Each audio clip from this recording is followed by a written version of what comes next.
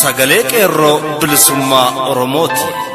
Sagaleen qeerroo bilisummaa Oromoo torbaanitti guyyaa 3 facaasaa yookaan kibxata kamisaa fi jimaata akka lakkoofsa sa'a Oromootti galgala keessaa sa'a 7:00 hanga 8tti meetir baandii 16 yookaan kiiloo heerzii 17,840 irratti qilleensa irraan isiniif darbuudha. Kun sagalee qeerroo bilisummaa Oromooti.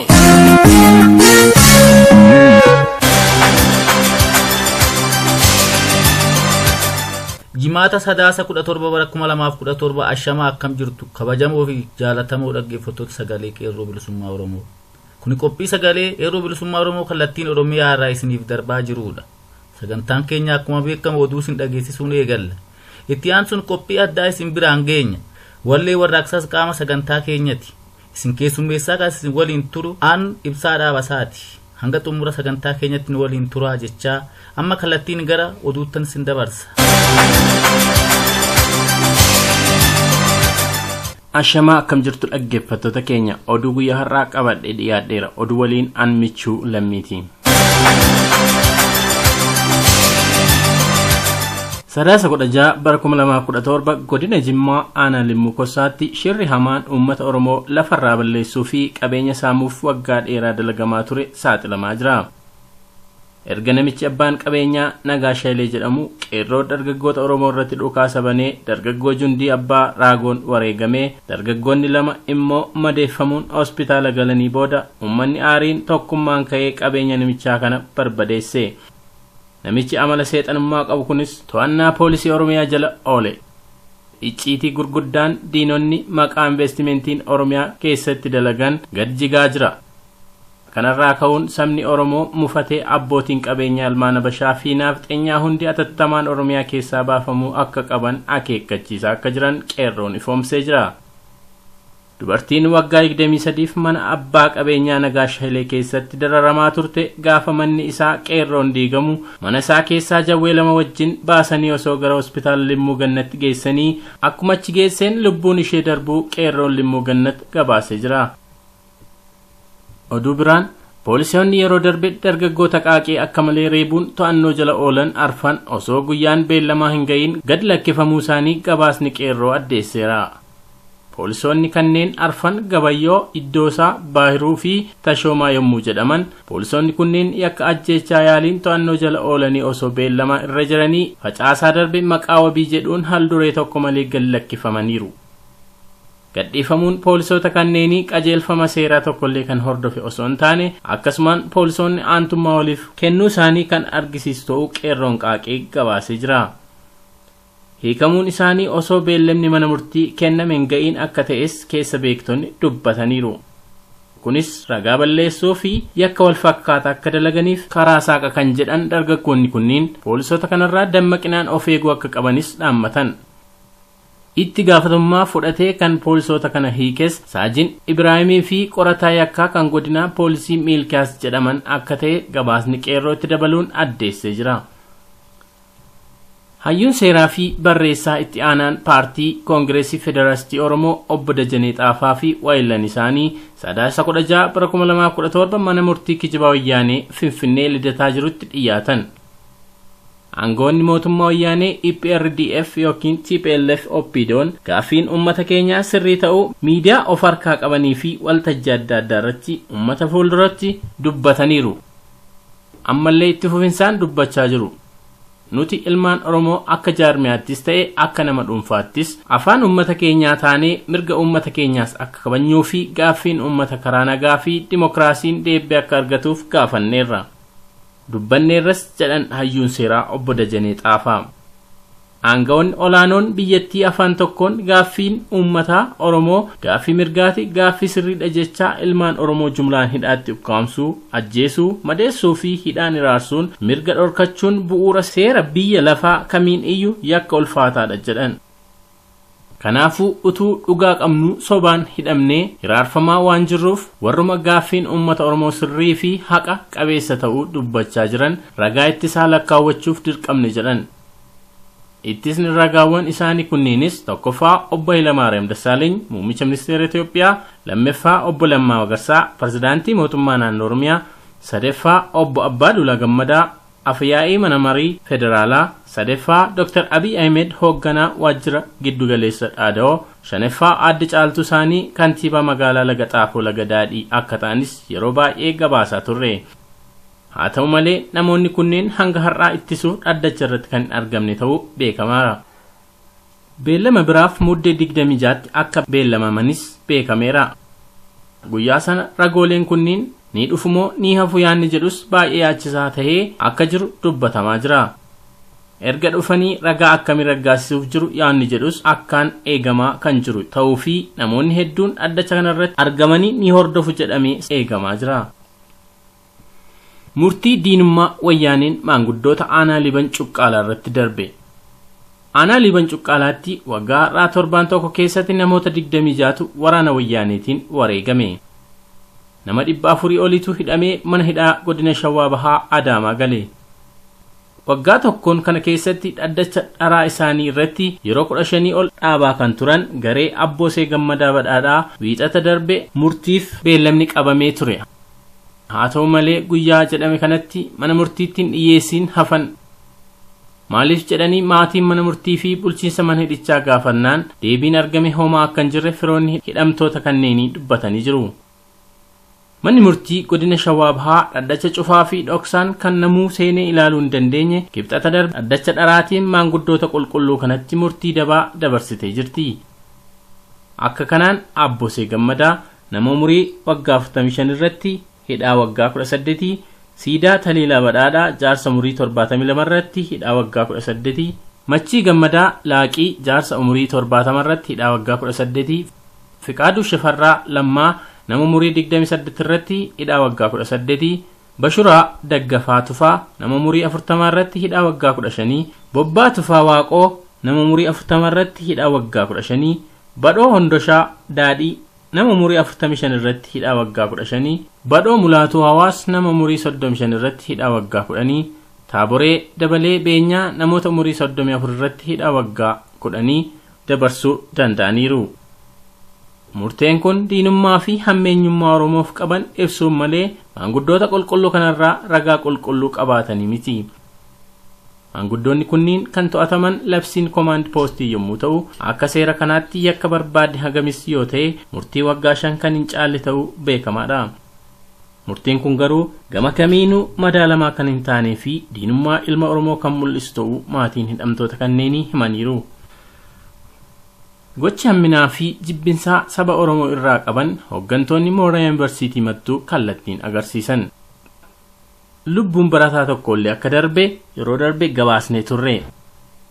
Sadaasa 12 bara 2017 mooraa yuunivarsiitii Mattuu keessatti sochiin barattootaan qabsiifamee hiriirri nagaa bahamaa turuu gabaasni keenya torbaan darbee ifa godha.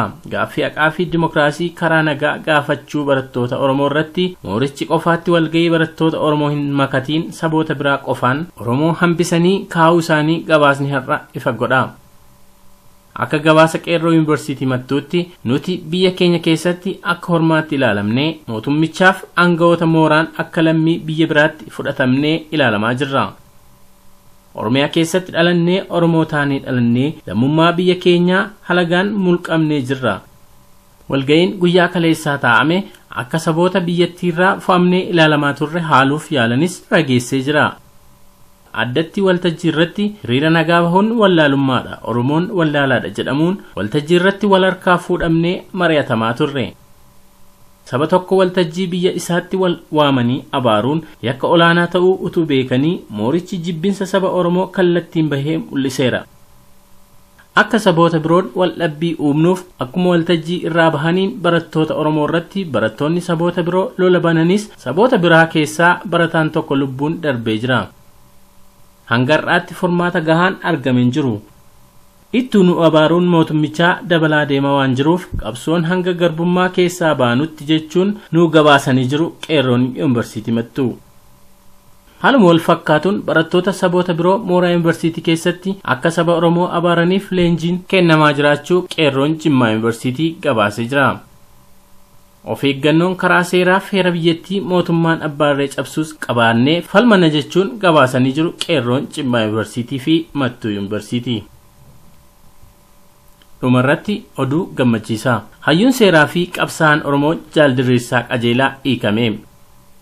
yeroo darbe shira namoota ergama diinummaa qaban irratti xaxaniin Keeniyaa Naayiroobitti mana hidhaatti darbamuu isaaniif gabaasuun keenya ni yaadatama. bira dhaabbannaa fi dirmannaa dhaabbileen gargaarsa mirga namummaa fi sabboontonni ilmaan Oromoo Keeniyaa Naayiroobitti argaman tumsa godhaniifiin hiikamuu danda'eera.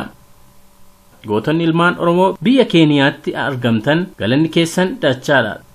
tokkummaan ilmaan Oromoo biyya Keeniyaa jiran argisiisan Oromoota iddoo biraaf fakkeenyummaa guddaa akka ta'u qabus warreen iddoo sanatti argaman dhaammatanii jiru. egaan dhaggeeffattoota keenya oduun keenya guyyaa har'aaf qabannee dhiyaanne kana fakkaata. qophiilee keenyaaf waliin turtii gaarii.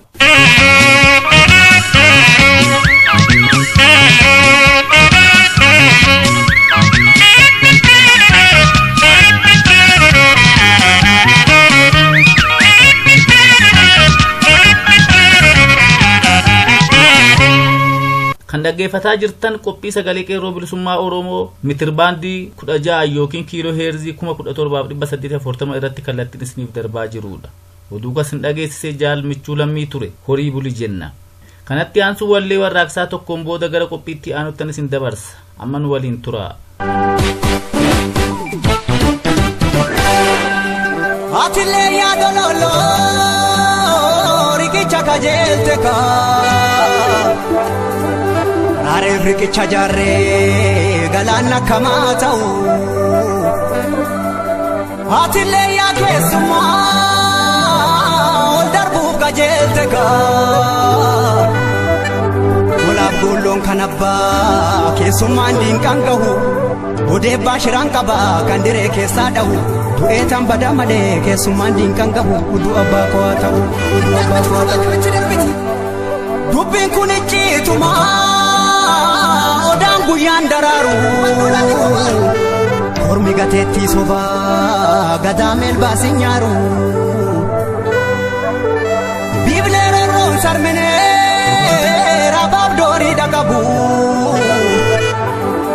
Hankif jetti dan urtus dalonni kubekuni isoda kawe hinkabu ajese tu dibata dus gumasan nabu numa pasa kumache garala puna menya dinanu tibiteka arreda foka hamna negarbu male jetteka hanku batika bantu kubana matikaba Ara harkan abani bodenshi nama kuba nama halom bafanne nama lammi falmanne eduk daran abdu kuba amatu kuba ko sinama ya namana ya nami chafirako ya jima dinab dibbe tulu sitijigumo lamme sijiguwaya Afaan namaan dubbata akka tamboo fi gaayya guutuu sawwaalchaan qabdu badduus barbaachaan qabdu koo lammii keessi wayya anu lammii keessi wayya.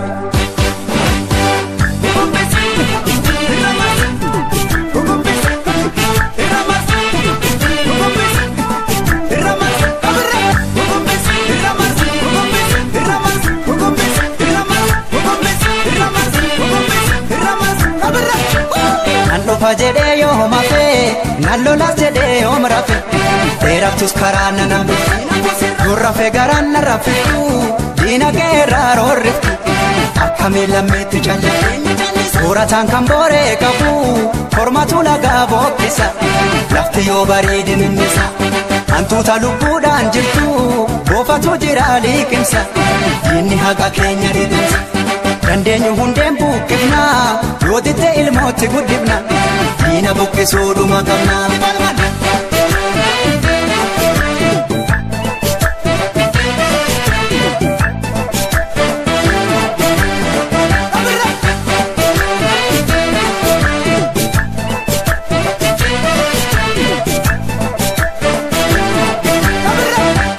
Kan gaaf duraalee gumaan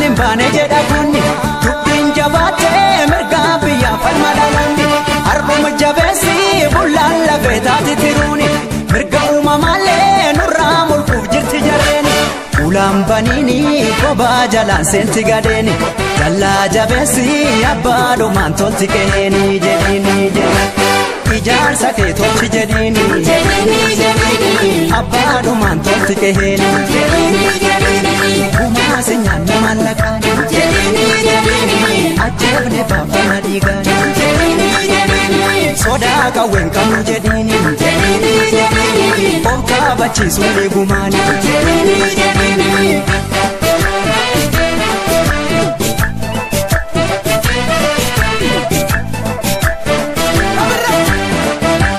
xinnoon qabdu diinan tuffatini gaayyoon dhiira okkolchiisa dinaamaniin alagaan bineensa bishaan si nyaatu si kobalchiisa nu callifnaan arba ciise seetee nu dammaqna boolamee qabuute akka dhukaatteef silaa dhumneerra gamtaan lolle kanumaaf cimneerra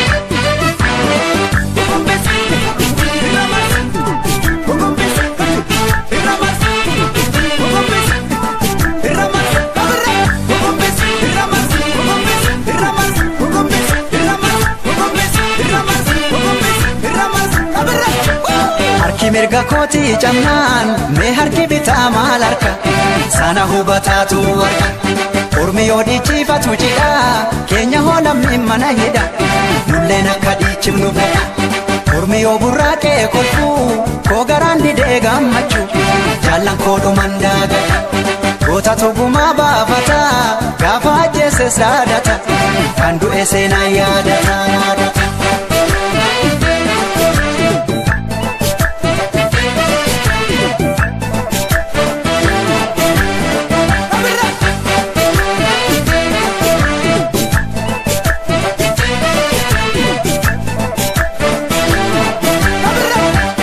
Uummanni Oromoo eeboo abbaan duulaa fi waahilloonni isaa ittiin waraanan ofirraa buqqisaa jira.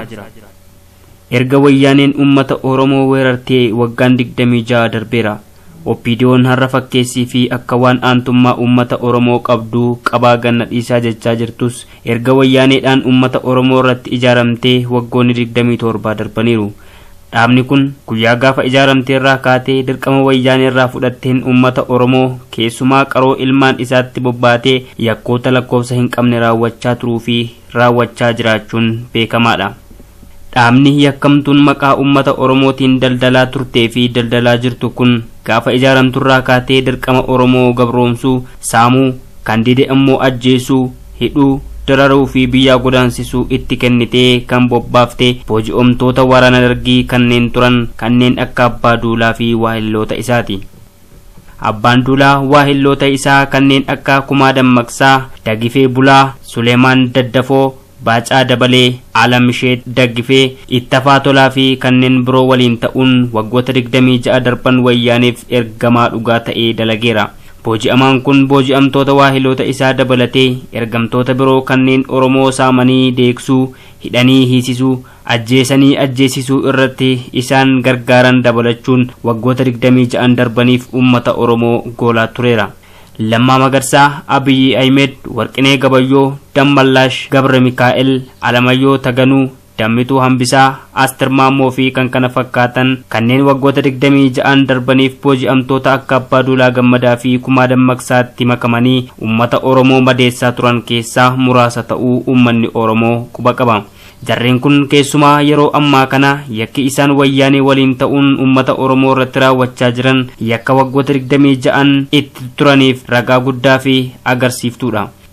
Har'a yoo waraanni wayyaaneen leenjiftee hidhachiiftee uummata Oromootti bobbaaftee agaazii fi liyyuu haayiliin Somaalee ajjeechaa sukkanneessaa fi jumulaa raawwatu yoo Oromoo 600 ol qe'ee fi qabeenya isaaniirraa buqqisuu dhibbootaan ajjeesuu fi kumootaan madeessuu karaa miidiyaa adda addaa as ba'anii holola geggeessuu malee wanti isaan miidhaa Oromoo irra ga'e kana dachaasuuf qabatamaan fudhatan hin jiru.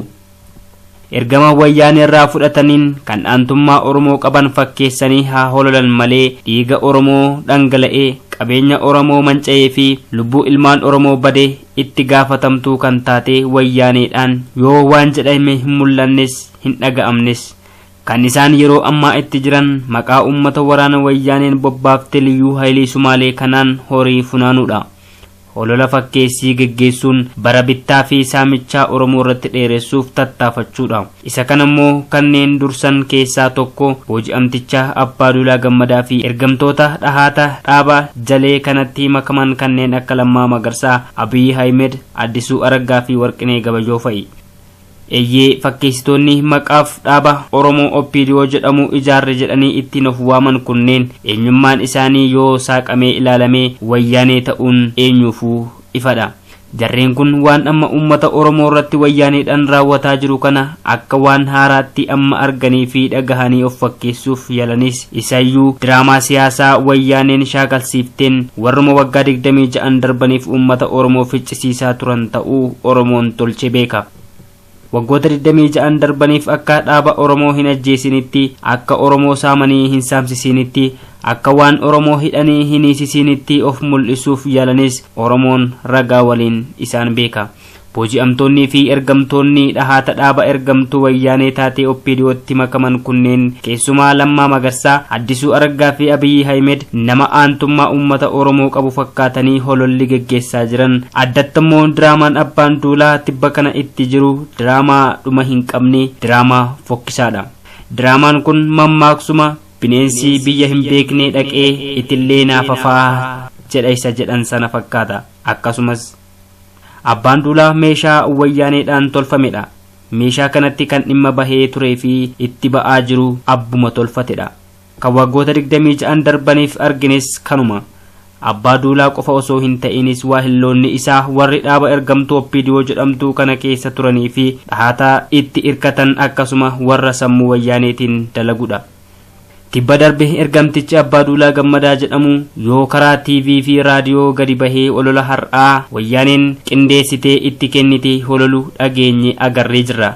Namni kun olola isaa kanaan ergan aangoo qabuun mirga Oromoo kabachiisuu hin dandeenye aangoon irra jiru afayaa'ummaan nattaafuu gadi dhiiseen jira jedheera. Ergamtichi kun afayaa'ummaa koon gad dhiisa malee OPDO dhaaba koo gad hin dhiisuu, hojiilee dhaabni kiyya natti kennee nan hojjedhas jedhee jira. Eeyyee nama holola Abbaa Duulaa kana irra isaa qofa ilaaluu fi yakka Abbaan Duulaa fi dhaabni isaa OPDO'n waggoota 26 darbaniif uummata Oromoo irratti keessumaa ilmaan isaa sabboontota irratti wayyaanee waliin ta'ee dalagee quba hin qabne namni kun aantummaa uummataa waan qabuuf kunoo aangoo guddaa qabu gadhiisee jechuu mala. Dubbiin garuu akkas miti. Diraamaa wayyaaneen qindeessitee dalagaa jira. Fakkeessuuf odeesse malee aangorraa bu'uufis hin jiru.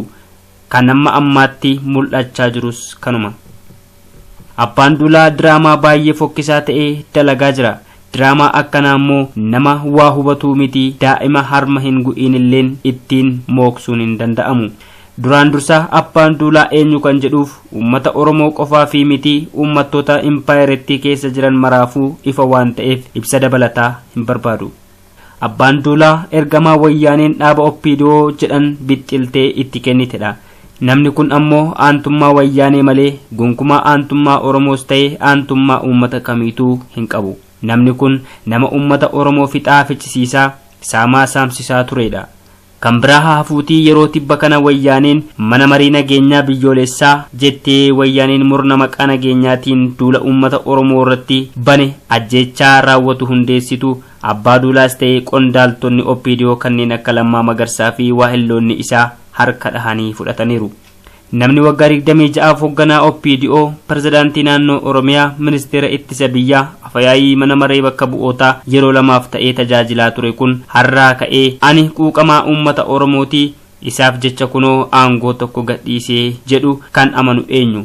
Diraamaan akkanaas of gowwoomsuu yoo ta'e malee eenyuyyuu gama kanaan gowwoomsuun hin danda'amu. Odoo Abbaan Duulaa jiru Oromoon waggoota 26 darbaniif agaaziin dhumaa ture. Sabboontonni Oromoos tika wayyaaneetiin ija isaa duratti dararamaa fi mana hidhaatti guramaa turan. Namni kun yoo ilmaan Oromoo waggaa 26 guutuu ija isaa duratti maqaa adda bilisummaa Oromoon dhuman eessa ture? Har'a maaltu dhalatee ture kan namni yakkamaan wayyaanee waliin waggaa 26 guutuu Oromoo irratti yakka hojjetaa ture kun dulluma keessaa ennaa soorama bahuuf jirutti hirribarraa dammaqee. Yoo Oromoon mirga isaa waan gaafate qofaaf shoror keessaadha jedhamu inni aangorra hin jiru. Eeyyee aangorra ture. kanumarraa ka'uun kan amma abbaan duulaa itti jiru yoo danda'ee diraamaa adda addaa dalagee duula qabsoo Oromoo kallattii jijjiirudha. Mee abbaan duulaa har'a hirribaarraa dammaqe haa jennu yookiin wanta liyyuu hayliin uummata Oromoo irratti raawwataa jirtutu aarsee dammaqses haa jennu. Mee aantummaa uummata Oromoo waan qabuufis jennee humnumaan haa amannu. Kana amannee kaanee namni kun dhuguma yoo qulqullummaan wantoota tarreeffaman kanaaf jedhee afyaa'ummaa mana marii uummataa yookiin paarlaamaa gadhiisee yoo dhugumaan Oromoof nahee yoo onnee qabaatee maaf miseensota OPDO hunda amansiisee mootummaa federaalaa kan wayyaaneen geggeeffamu kan uummata Oromootti waraana bobbaasee ficcisiisaa jiru sana keessaa guutummaatti dhaaba isaa fudhatee maaf hin baane. Kana hin dandeenye yoo jedhame immoo maaf aangoo qabu hundumaa gadhiise. OPDOs gallakkisee hin baane yookiin maaf yakkaa fi shira Oromoo irratti waggaa 26 darbaniif wayyaanees ta'e OPDO'n uummata Oromoo irratti raawwachaa turan ifaaf ifatti baasee himee yookiin saaxilee Oromoo dhiifama maaliif hin gaafanne. Inni garuu kana godhuu hin feene kaayyoo isaas miti. Inumaayyuu yoo dubbatu kan dhageenye dhaaba koo OPDO'n akka cimuun hojjedhaa yoo jedhudha. Kun maal jechuudha jennee yoo salphumatti ilaalle OPDO uummata Oromoo irratti cimsuun wayyaanee cimsuudha. Maaliif jennaan wayyaaneen OPDO kan ijaarteef dantaa Oromoof osoo hin taane dhimma ishiitiif. OPDO qabattees waggoota 26 darbaniif Oromoo saamaa ajjeesaa hidhaa fi biyyaa godaansisaa turteetti. Kanumarraa ka'uun namni kun diraamaa haaraa wayyaaneen qindeessiteef kan bor iftaan adeemsa keessa agarru hojjechaa jira malee dhuguma miidhaan uummata Oromoo itti dhagahamtee miti. Aangoon inni gadhiises hin jiru. Namni kun duraanis lakkoofsaaf maqaa Oromootiin achi taa'ee haa daldalu malee aangoo mirga Oromoof dhaabbatu harkaa hin qabu. Kanarraa ka'uun abbaan duulaa achirraa ka'ees dhiisees qabsoo bilisummaa Oromoo irratti waan dabalus waan hir'isus hin qabu. Oromoon osoo abbaan duulaa fi waahilloonni isaa maqaaf aangoo gurguddaa qabatanii adduwaayii yookiin Ihaadig keessa taa'anuu keessumaa osoo abbaan duulaa waraana wayyaaneetti karaa agarsiisee hidhaa ajjeechaa saamicha raawwachaa jiru qabsoo isaa fincila xumura gabrummaa finiinsee sadarkaa har'aa irra jiru kanarraan ga'eera. Oromoon fuulduraafis abbaa duulaas ta'ee fakkaattota isaa ergamtoota OPDO ofiin jedhan kanneen akka Lammaa Magarsaa, Abiyyi Ahimedii fi kanneen biroorraa daboon bilisummaa isaaf eeggatu hin jiru. Haalli isaan geggeessaa jiranis qabsoo Oromoo gonkumaa gufachiisuu yookiin duubatti deebisuu hin danda'u. Har'a Oromoon alaa manaa bilisummaa isaaf ka'eera. Eeboo abbaan duulaa fi waahilloonni isaa wayyaanee waliin ta'anii ittiin waranan ofirraa buqqisaa jira. Kun jabaatee itti fufuu qaba. Eeyyee Oromoon holola diinaaf osoo gurra hin kennin qabsoo isaa qabsoo bilisummaa cimsee itti fufuu qaba. Kan faayidaa qabuu fi galmaan nama gahus isa kana malee holola fakkeessii diinni dhiphuurraa ka'ee hololu miti.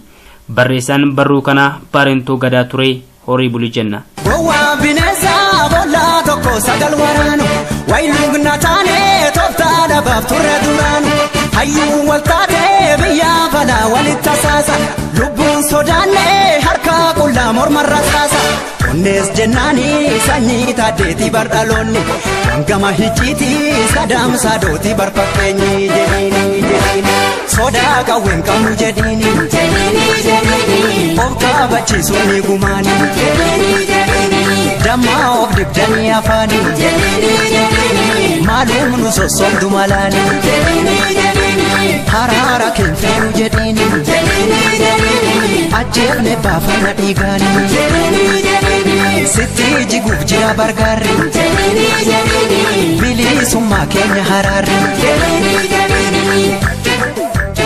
Egaan dhaggeeffattoota keenya sagantaan guyyaa har'aaf qopheeffanne kana fakkaata.